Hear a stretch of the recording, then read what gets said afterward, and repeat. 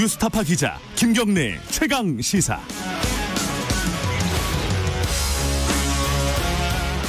네, 김경래 최강 시사 2부 시작하겠습니다. 1부에서 김해 신공항 백지화, 사실상 백지화죠. 이 문제에 대해서 권영진 시장, 대구시장 얘기 좀 들어봤고요. 2부에서는 신동근 더불어민주당 최고위원 얘기 좀 들어보겠습니다. 더불어서 지금 신동근 최고위원은 법사위원이기 때문에 추미애 윤석열 갈등, 그리고 공수처장 이런 얘기도 좀 여쭤볼 게 좀 많습니다. 신동근 의원님 연결돼 있습니다. 안녕하세요. 예, 반갑습니다. 신동근 의원입니다. 네. 그 신공항 얘기부터 좀 해보죠. 지금 권영진 시장 얘기도 그렇고 일부에서는 어제 그 검증위의 얘기가 이치에 맞지 않다. 이제 별 문제 없다는 과정을 통해서 백지화하겠다는 결론을 내린 거 아니냐, 사실상. 이런 식의 분석하는 사람들이 있더라고요. 어떻게 보십니까? 그렇지 않고요. 예. 저희는 그 검증위원회와 또 정부의 결정을 적극 환영하는 입장이고요. 예. 사실 이번 결정은 불경이라고 그러죠. 부산 경남북단에서 20년간 요구했던 그 신공항에 대한 출발점을 새로 만드는 그런 의미가 있다, 이렇게 저희는 생각하고요. 네. 그래서 이제 검증위원회 결과를 존중하는데, 일단은 무엇보다도 그 지역의 그 관문공항으로 신공항을 만드는 것은 불경을 이제 메가시티로 만들면서 예. 그게 이제 말하자면 지역경제 산업의 경쟁력을 확보하고 2030년에 부산 엑스포를 준비하고 있거든요. 예. 그런 과정에서 그 불경 주민들의 또 요구와 또 이해를 반영했다, 이렇게 보고요. 또 실질적으로도 저희가 보면 이게 이제 24시간 운행 가능이라든지 예. 또 여러 가지 연구 용역이라든지 이런 걸 거쳐서 된 문제이기 때문에 이걸 정치적으로 해석하는 건 저는 맞지 않다, 이렇게 생각합니다. 근데 이제 검증위의 결론은 근본적인 검토가 필요하다는 거잖아요. 그러니까 맞습니다. 결론을 안 내린 거란 말이죠. 지금은. 이건 어떻게 봐야 됩니까? 결론을 안 내렸다고 하지만 말하자면 그동안에 이제 박근혜 정부 당시에 이게 불경 주민들의 요구와도 상관없이 아마 대구 경북과의 줄타기 과정에서 아마 그냥 김해 신공항 확장으로 이게 결론을 내리지 않았습니까? 그래서 그 문제를 백지화시켰기 때문에 아마 새로운 공항을 검토는 출발점이 될 거라, 이렇게 판단합니다. 가장 중요한 쟁점 중에 하나가 이게 선거용 아니냐. 지금 보궐선거 몇 달 안 남았는데 선거 전에 이런 검증 결과 발표하고 신공항 다시 추진하는 게, 다른 신공항을 추진하는 게 선거용 아니냐. 여기에 대해서는 뭐라고 말씀하시겠습니까? 저희가 지금 보궐선거가 있는 건 올해 이게 일이 발단이 사단이 생겼잖아요. 오거돈 시장 문제가. 그런데 이제 불경 검증단 문제는 이게 1년 6개월 전부터 이미 총리실 산하검증위원회에서 11개월 검증해왔기 때문에 이게 그 당시에는 부산 보궐선거가 예상되지 않았어요. 그리고 어쨌든 간에 그러면 어떤 정권 기간 내에 선거가 굉장히 많을 텐데 보궐선거가 됐든 아니면 지방선거가 됐든 대선이 됐든 그러면 선거 앞두고는 정책 결정하지 말라는 얘기인데 그러면 지금 미루면 그러면 바로 뒤에는 보궐선거 뒤에는 대선 때문에 또 미루라는 그런 논리 아니겠습니까? 그리고 또 하나는 이제 이게 검증위원회가 100% 민간으로 구성돼 있어요. 그래서 이게 무슨 특정 정당에서 이걸 좌지우지할 그런 사항은 아니다. 이렇게 말씀드리겠고, 그다음에 또 하나는 이제 검증위원회가 김해 신공항 주변 산을 깎으면서 이게 법제처가 유권해서 거기를 어쨌든 간에 장애물 절취 시에는 지자체가 협의해야 된다, 이러지 않았습니까? 그래서 그 지자체 의견을 듣지 않고 당시에 김해 신공항이 발표됐기 때문에 이런 여러 가지 문제들을 종합적으로 판단해서 한 거지, 이게 정치적으로 선거용은 아니다, 이렇게 말씀드리겠습니다. 근데 이제 민주당은 특별법을 발의한다는 입장인 것 같아요. 지금 가덕도 신공항을 사실상 그 결정 나기도 전에 추진하려는 거 아니냐. 그 전에 이제 연구용역비를 책정한 것도 그렇고요. 이건 어떻게 보십니까? 일단 저희가 이제 아까도 초기에 말씀드린 것처럼 이게 이제 20년 이상 불경 지역 주민들의 어떤 요구가 있었고요. 그리고 아까도 말씀드린 것처럼 2030 부산 엑스포가 준비되어 있어서 그때까지 말하자면 이 신공항을 완성하기 위해서는 시간이 이렇게 많지가 않습니다. 설계라든지 또 입지, 설계, 그다음에 또 공사까지 포함하면 그렇기 때문에 저희는 특별법 제정과 또 예산 확보를 통해서 이 문제에 대해서 적극적이고 신속하게 지원하겠다는 게 저희 입장이고요. 예. 실제로 이 문제와 관련해서는 지금 김종인 국회 비대위원장 또 이정배 정책위원장도 만약에 이렇게 결정되면 힘을 실겠다 이렇게 말씀하지 않았습니까? 그죠? 예. 야당은 좀 입장이 갈려 있는 것 같은데, 그죠? 그런데 가덕도로 갈지 말지는 원점부터 다시 검토해야 되는 거 아니냐. 원칙적으로는 이게 이제 국토부 입장 아니겠습니까? 그러면 지금 특별법 발의하고는 좀 배치되는 거잖아요. 어떻게 보세요, 이거는?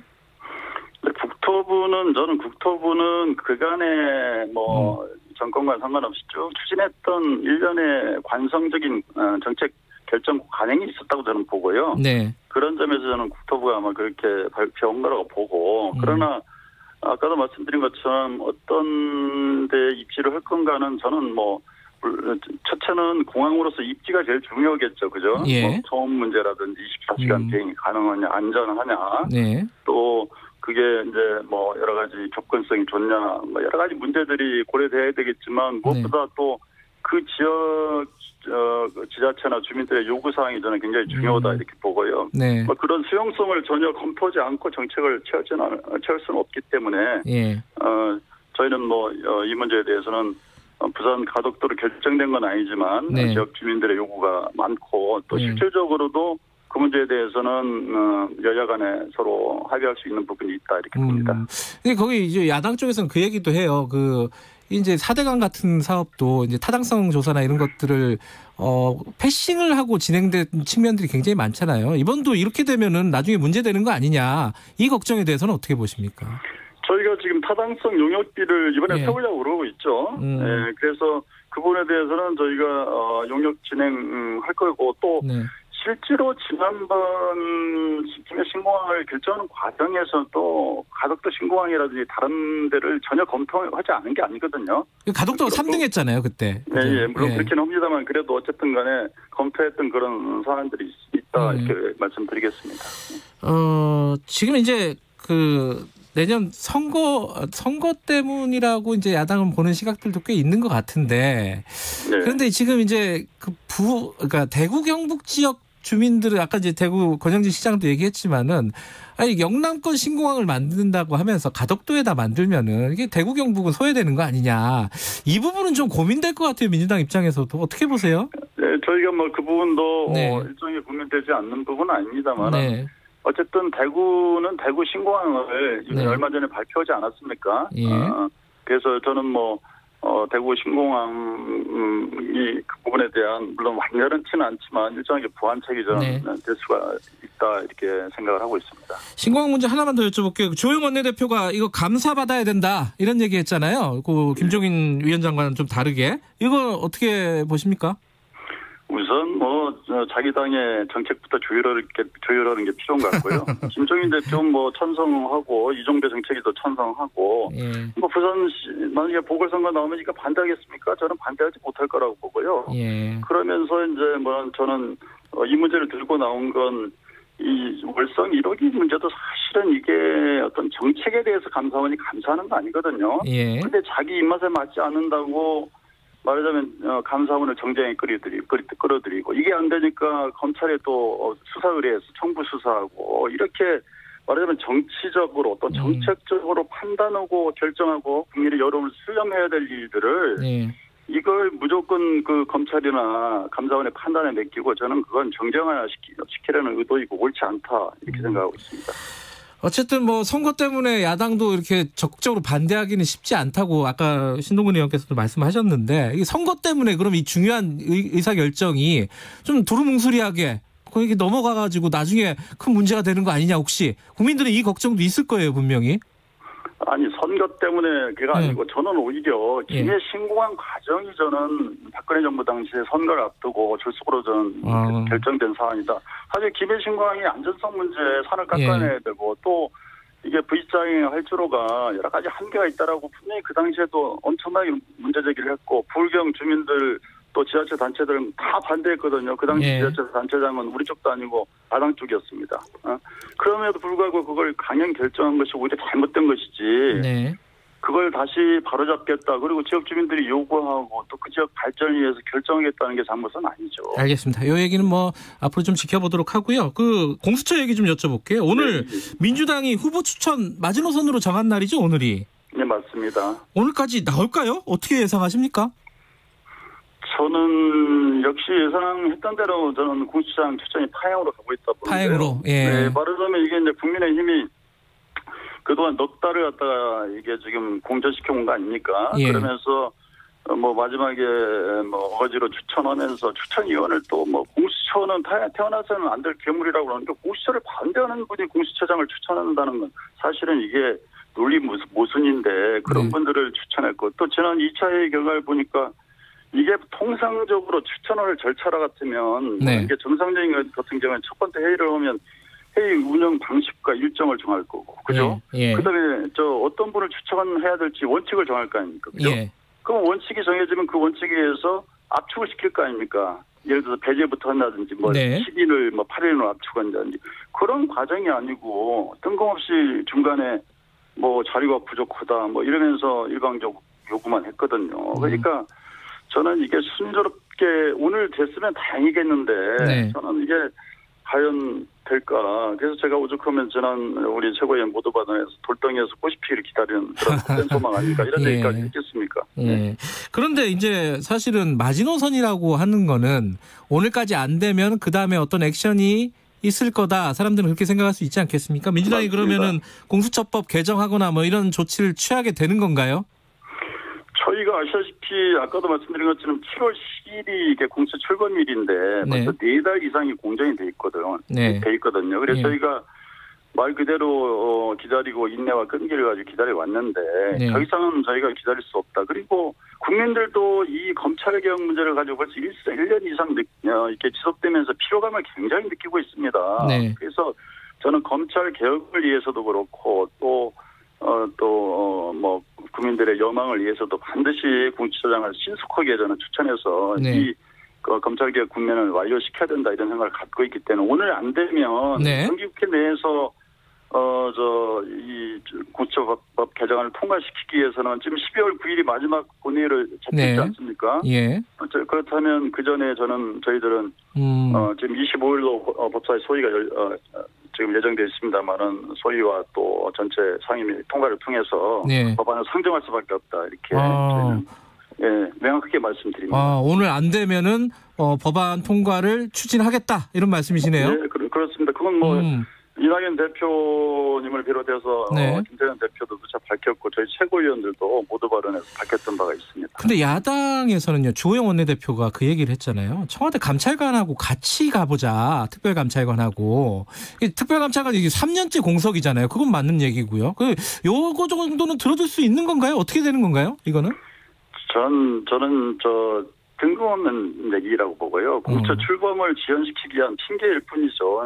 다시 말해서 예를 들어 GTX 나왔는데 이제 옛날에 했던 전차 다시 하자 이런 얘기가 똑같은 거죠. 지금 공수처 자체가 없었을 때 특별감찰관이 말하자면 청와대나 고위공직자에 대한 말하자면 감찰하는 그런 부분인데 이미 공수처 좋은 게 나왔는데 구태여 옛날로 돌아가자 이게 말이 안 되는 거고요. 저는 이 문제 그리고 또 이 문제에 대해서는 이미 9월 달에 김태현 원내대표가 그렇게 하자 하고 했거든요. 근데 이제 그 당시에는 국민의힘에서는 전제 조건으로 이건 먼저 하면 공수처 받아들이겠다 이런 식으로 또 얘기를 했단 말이죠. 그래서 그 당시에도 이 지연됐던 그리고 이미 무산된 얘기를 이제 와서 또 공수처장 추천 직전에 한다는 건 사실 이게 도의적으로도 맞지 않는 거죠. 그래요.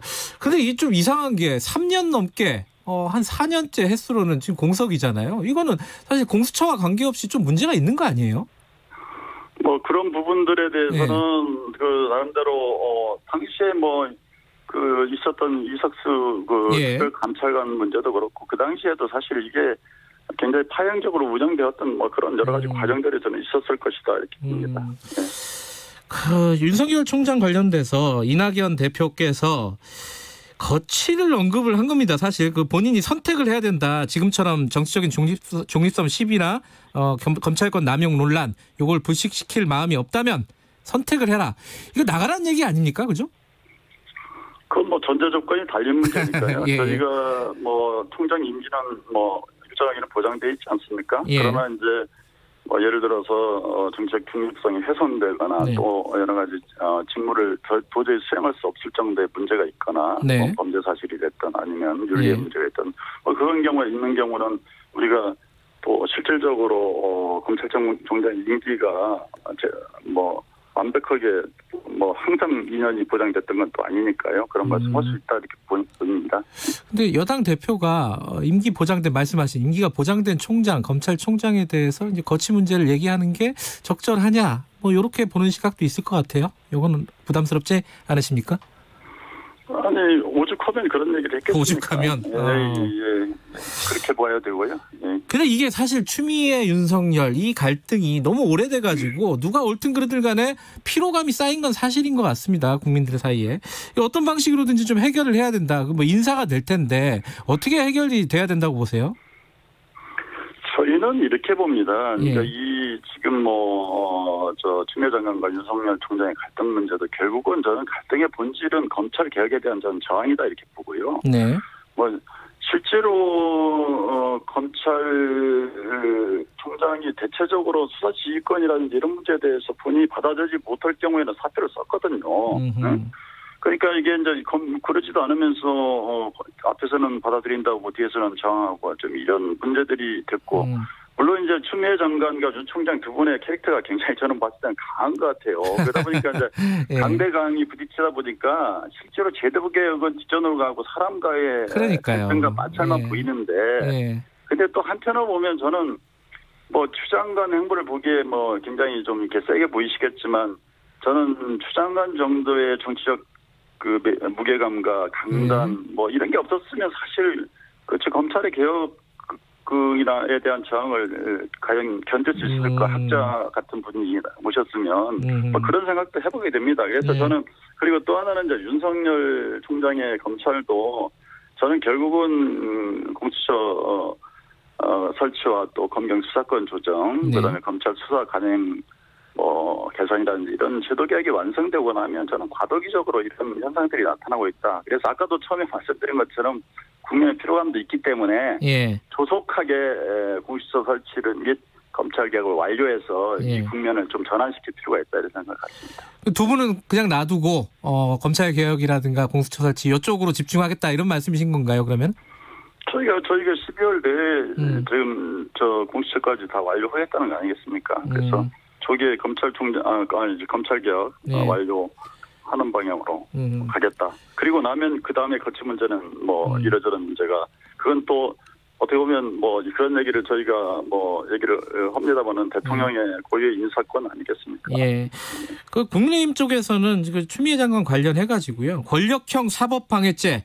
그러니까 검찰의 수사를 방해할 목적으로 인사권을 이용할 경우에 처벌하는 법률 이걸 만들겠다는 거예요.